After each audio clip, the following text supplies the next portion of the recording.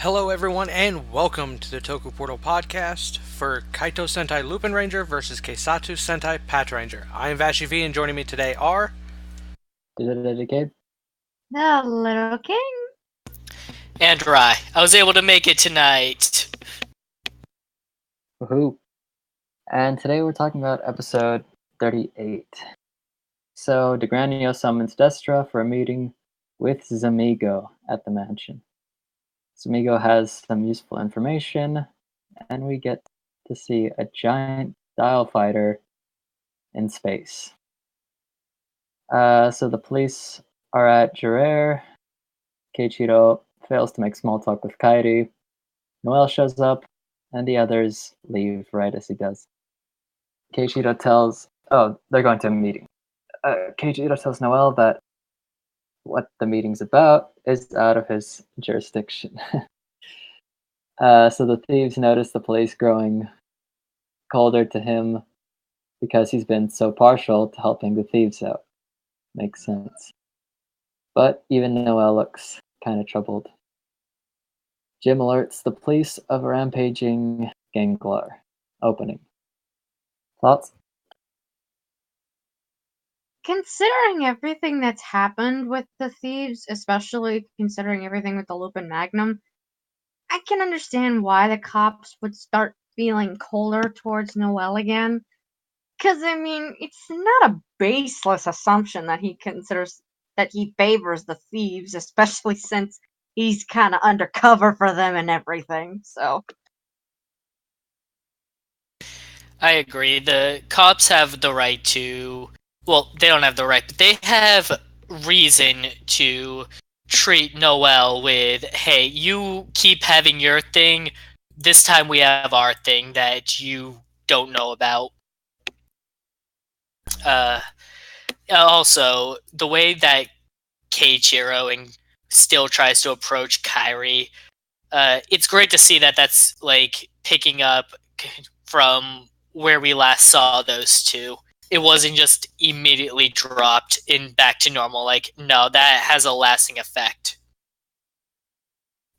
Like, that's one of those things I like about this show is, like, even if it does, for the most part, like this type of stuff, even if it does drop it, it usually bring it back pretty quickly, or at least touch on it in some way. This show is doing a very good job at, keeping stuff that's happened relevant. So seeing Keiichiro interacting, trying to get Kairi to open up, that's nice to see that they didn't just, like I said, just drop it and go back to business as usual. Because it's showing growth for characters.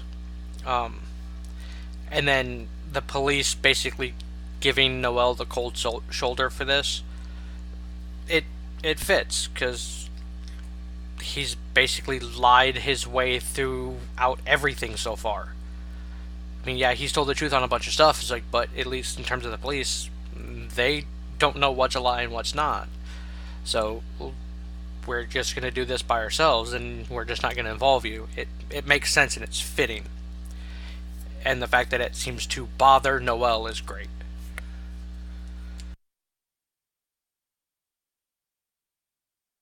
Yep.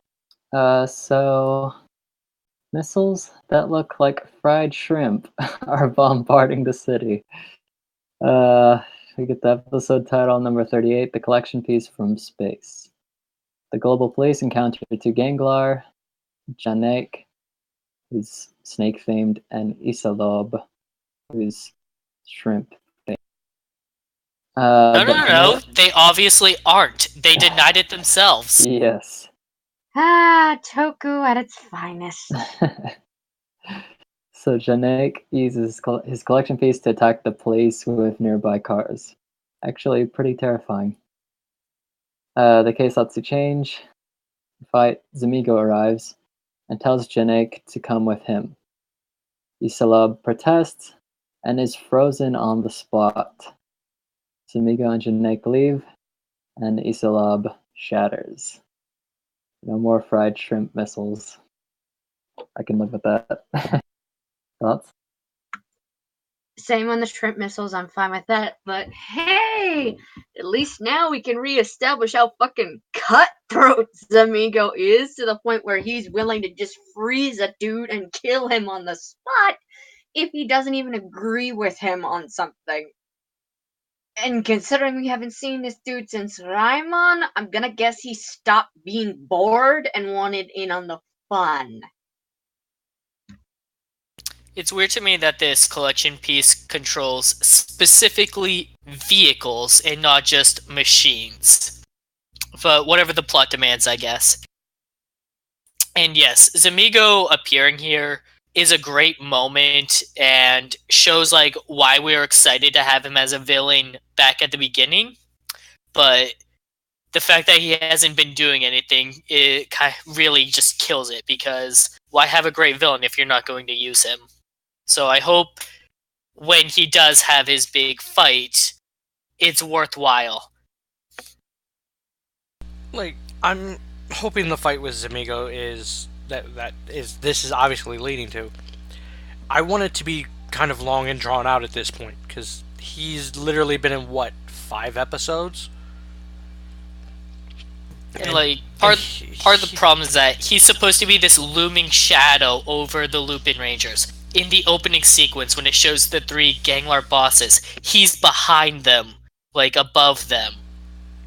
There's all this symmetry of like how he's the nightmare for them, and he hasn't been around to be that. Right. He's done literally nothing that we know of. I mean, it could be one of those long drawn out things that we'll get, like, you know, exposition on and stuff like that, why he's basically what he's been doing as an evil ass, but it may be one of those too little too late kind of things, which is why I'm hoping the fight itself makes up for it, because the idea of Zamigo itself is a fantastic villain and fantastic antagonist for the LupinRangers, but the fact that he's basically been getting ignored for the entire series, I really hope that's by choice and not just because they're like, yeah, we're just not going to use this guy.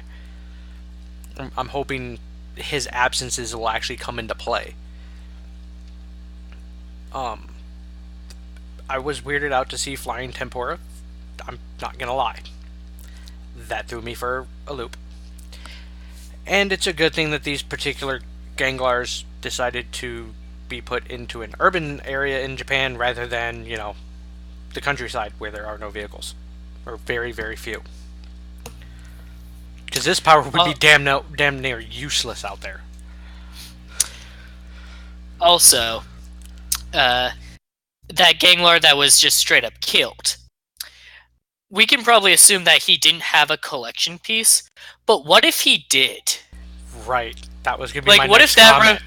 Yeah, what if like we find like the cops break the news to Noel later, like, oh, by the way, a Ganglar was killed before anyone could open its safe.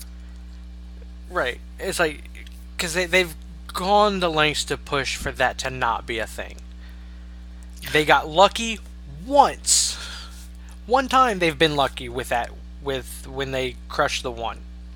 And in this case, not even a safe was left behind. Zamigo obliterated everything about this guy. So it's one of those instances, if one of those, either A, he didn't have one and thank crap, or it's going to be one of those, hey, we defeat Zamigo, that, because the whole, that's still a theory that Kairi has, that if they defeat Zamigo, it brings everybody back. So it could bring back that Ganglar too, and they'd have a chance to get that collection piece. Which would be the dumbest possible way to do that, in my opinion. But yeah, seeing him just wreck that dude was kind of unnerving. And it's one of those things that it adds to the, well, shit kind of matter when it comes to a villain like Zamigo, who really could care less. He shows that he really doesn't have alliances in any way with the Ganglars, or obviously the humans. So it shows the terror that could be there if they would utilize him more.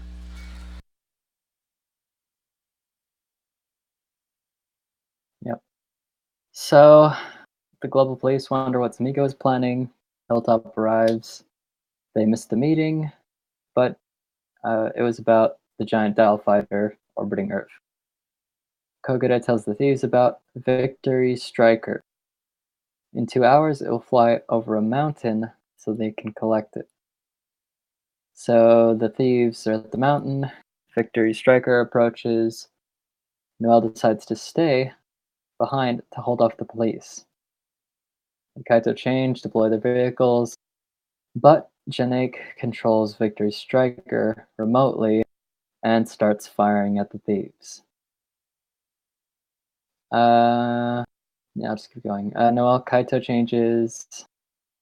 Destra just shows up out of nowhere and attacks him. Red manages to jump in the cockpit of Victory Striker, but Janek is still in control.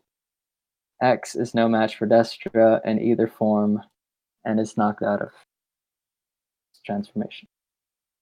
But then the PatoRangers back him up. Keiichiro tells Noel that no matter how shady he is, paraphrasing, it's their mission to help him since he's still a person. Keisatsu change and roll call. Thoughts? I love the feeling at the start of this whole thing. It's like we have a new thing. It's friggin' huge. It's powerful, and we're gonna get it. Let's go. And then when everything just starts happening one after another, like it gets controlled, they're being fired on. Noel versus Destra. You get this sense of, well, we're fucked. And I knew the PatoRangers were gonna come back. They're not the type. Well, okay. I won't say they're not the type of people who hold grudges, because Keiichiro, but. In any case, I knew they wouldn't leave him behind because, come on, this is Toku and Sentai for that matter. They're not just gonna leave one of their guys behind, no matter how pissed off they may be at his shady deals.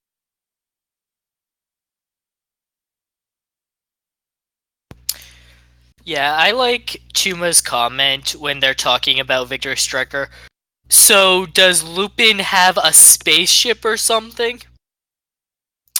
And Umika's comment, Lupin has way too many obscure hiding places. Which is true. Space is kind of the most absurd one.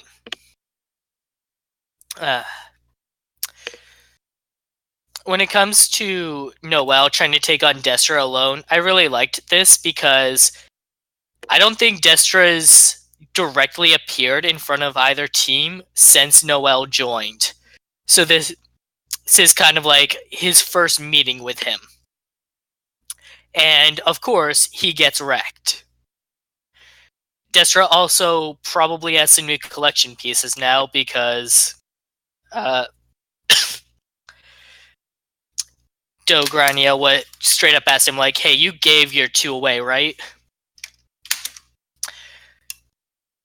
The way the PatoRangers come in and save him from Destra's big attack, though, was killer. Like, firing their guns point blank into his missile hammer, everyone got knocked back. No one won that joust.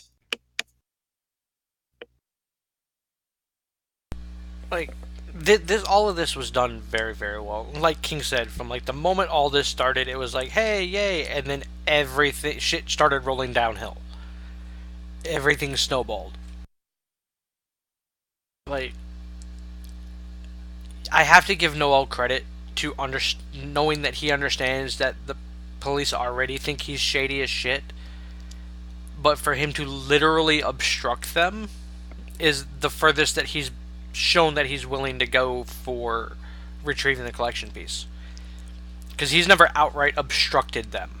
He's fed them bullshit and whatnot throughout the series, but this is the first time he's directly confronted them and went, no, you're not doing this. So that was a nice touch to show the lengths that he will go, despite the fact that it would literally hurt him. Destra showing up and fighting Noel, I loved. I was kind of expecting something to do with Zamigo, seeing that when he first attacked, it seemed like there was ice breaking. But I guess that was just some of the random effects, and I just misread it.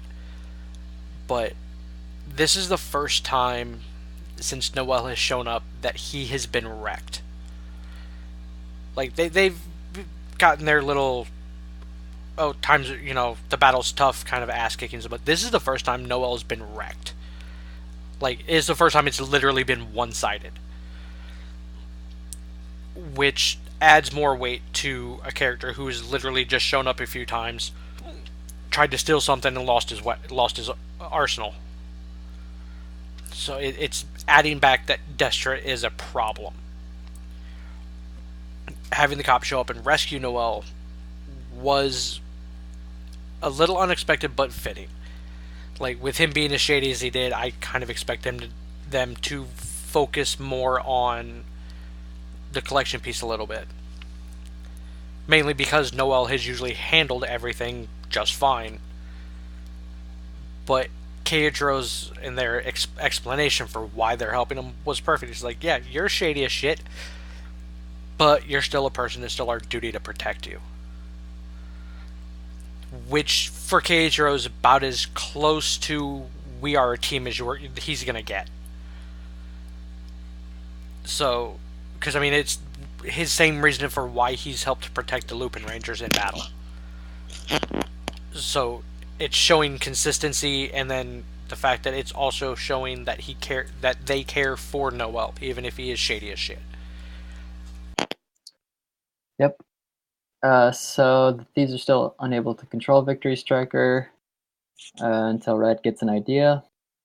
The front opens up to eject another VS vehicle, a tank. Red fires at Janaik and gives X enough time to steal the collection piece. And then Janaik is defeated.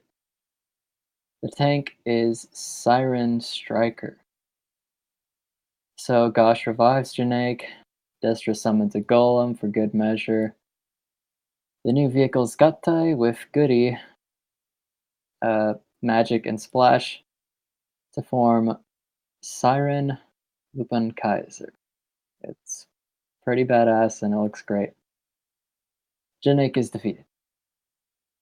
And you would think it would defeat the golem too, but Goody tells Red to shoot Siren Striker at Noel. It turns into armor with shoulder cannons for X, forming Super Lupin X. He's able to defeat the golem just by blasting the crap out of it.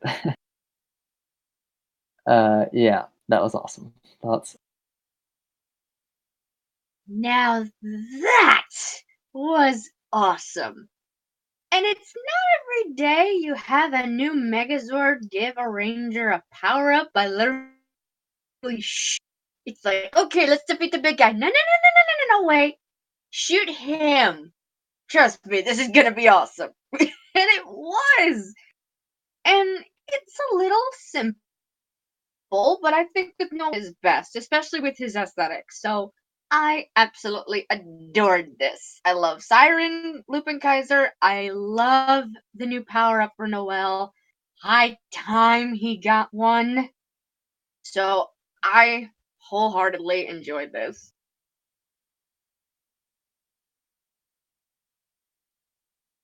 The new mech reveal was really good.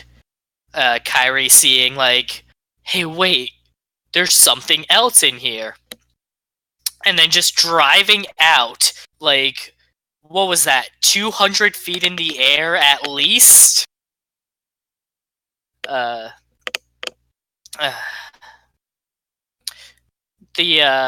new mech, like the new giant mech reveal was pretty good.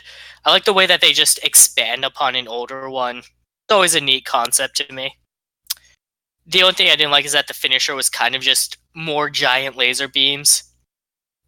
But whatever, it's not like we've been getting exclusively that, so it's fine. And yeah, the way that Kairi just shoots the power-up onto Noel caught me off guard for a second there. But it's incredibly interesting. Noel can't do everything by himself. Like, to form his own mech, he needs someone to fire his vehicles. To use this power, he needs someone to shoot it at him. He relies on a lot of support to get his full potential.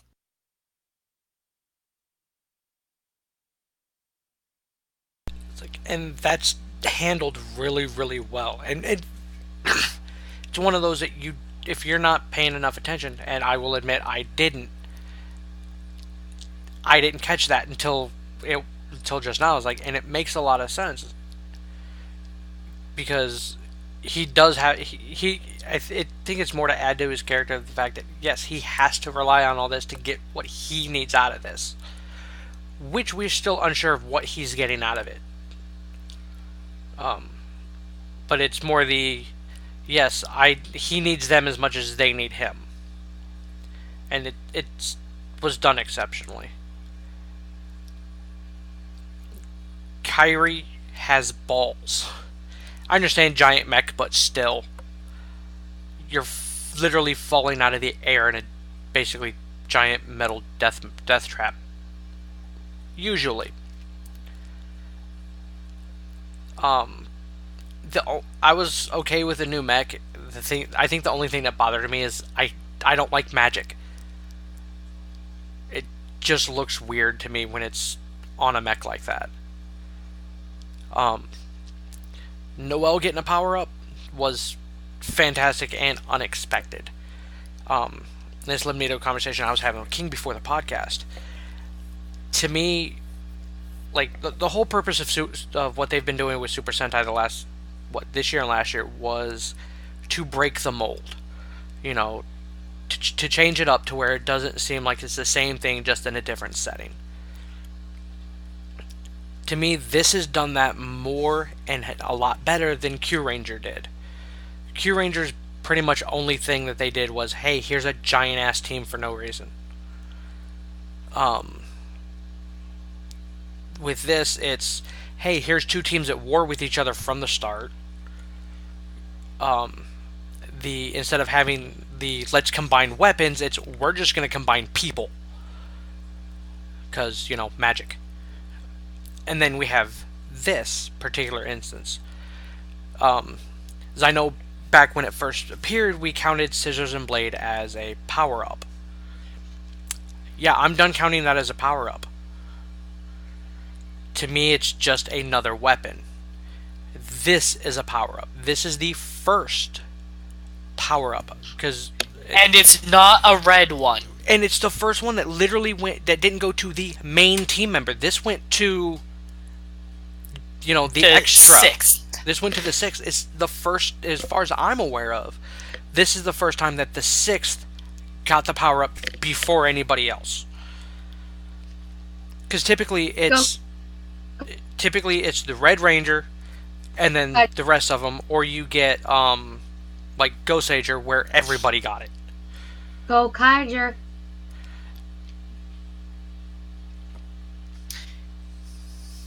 Yeah. Which one was Gokaijers? Pirates. Well, no, I know that. I mean, what was the power-up? It was Gokai Silver's giant gold armor that had the mask of all the 6 members on it. Okay, yeah, that's true. Do you seriously don't remember you can this? Look it up. Well, no, I for some reason my brain didn't register that as a power-up.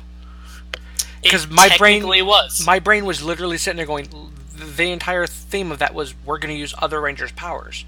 So my brain went, right. None of this is power-up. But, gold mode, and that's really the only power-up in that series, isn't it? Gotta sell the toys. Yeah. So, yeah. Well, okay. Other than, because most of pretty much all of the power-ups were for the mechs. Right. And that's why the teams themselves didn't get anything, because they could just change into other outfits. Right. And, okay, so yeah, that all makes sense then. I did forget about that power-up. Probably because there was no other power-ups in that series, and my brain just decided to ignore it. So, the thieves are still unable to control... Oh, wait. Okay.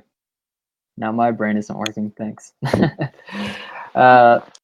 No, so, yeah, the thieves keep Victory Striker. Noelle keeps Siren. Noelle offers the global police macaroons as thanks. But he decides to, keep his secrets.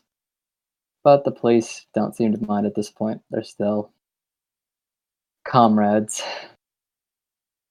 Hilltop asks Noel where his macaroons are, but Noel didn't buy him any. Episode end. Any more thoughts? You, I mean, besides that, not really much else to say. It was just to wrap everything up. I love that ending where Hilltop is like, "Where's mine?" And they realize they didn't include him. Because when have they ever included Hilltop? In weird little things about wanting to put him in a costume. Because that's about it. That's the only thing that they've included him in. Is, hey, you should dress like the Beverly Hills Cop. But, or retarded RoboCop, one of the two. But yeah, it's just great because they don't include him in anything. Now he's finally stepping up like, hey, so why am I not included? And they finally realize, like, oh. To me, the best part of that was the fact that all of the Pat Rangers said, oh la la. Which I think was a nice touch, because to me it was one of those, oh shit, but at the same time, we're going to make fun of Noel. Which why not? It adds to the solidification of camaraderie. Which that was what a good portion of this episode was a little bit dedicated to, was he didn't feel a part of the team because of the secrets. They didn't, it was on both sides of it. So this was showing more of the camaraderie between them, that it's actually building and not lessening. And it's just hilarious. Because I think the other good thing is Keiichiro's like, you can't bribe us with macaroons, and the camera switches to show Noel and Sosuke. Sakuya? Yeah, Sakuya. Well, I don't know why I said Sasuke. Shut up. And the look on his face was like pure disappointment. Like, really? Why not? He brought me my favorite thing ever. It was like a child who told he couldn't have something. It was. But they remind me of Umika. Right. This is exactly why, and it's fantastic. It was a nice little touch.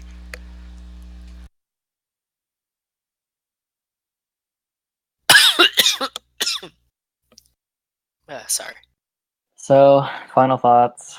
This episode was pretty great. As much as I enjoy the Feels episodes, this was just some great action. Even though X got owned by Destra, he was very agile and awesome. So yeah, it was fun. Good development for Noel, cool new power-up, we get a new Megazord, and of course, Destra and Zamigo being the dicks that they are. All in all, a good time. Good episode overall. A lot of good character interaction, especially with the villains. Good to see Zamigo do something. Again, hope that when it's finally his time, it's not disappointing. Like, this episode was pretty great. It was nice to see, like, Destra wreck the crap out of Noel, and then Noel get a power-up and just turn his golem into a bitch. That was fantastic. But yeah, I'm getting to the point where I'm starting to get frustrated that we're getting nowhere with Zamigo. And it's making me worry. It's like, this series is fantastic. It's amazing. That's pretty much the only thing that bothers me at this point. Like, we'd mentioned earlier, Ryan mentioned earlier that about the laser beam being the finisher for this mech. I'm okay with it because at least this series, while yes, the finisher was a laser beam, there's still a fucking mech fight, and it's not just show up, put the mech together, and use it. Also, with the main arsenal being a cannon, it's appropriate. Right. I mean, it fully makes sense for this one. But yeah, pretty great episode, and I'm looking forward to the next episode considering the preview.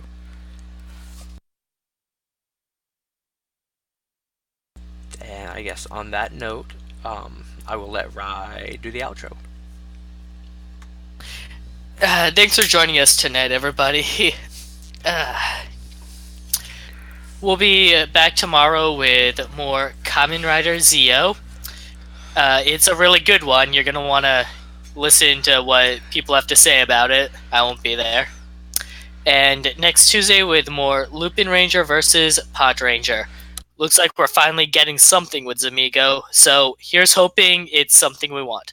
Oh, wait, no. We won't be back next week, actually, because Sentai and Rider are on break next week, so we're having discussions about filling the days in with something else.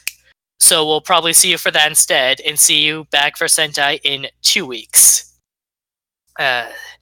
See you next time. Thanks for listening. Adieu and later, taters. Thank you all for joining.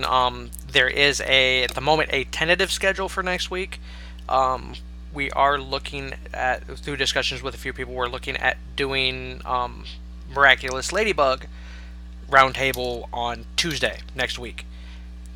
Since Rider and Sentai are both off, and then possibly doing Go Onger 10 Years Grand Prix on Wednesday. So I'm going to feel around with the rest of the crew and see how they feel about it. But as of right now, that's the closest to a firm idea that we have of what's going on for next week. So we'll probably know more tomorrow. So tune in tomorrow for Zio and for what's going on. Thank you all for joining us, and we will see you next time.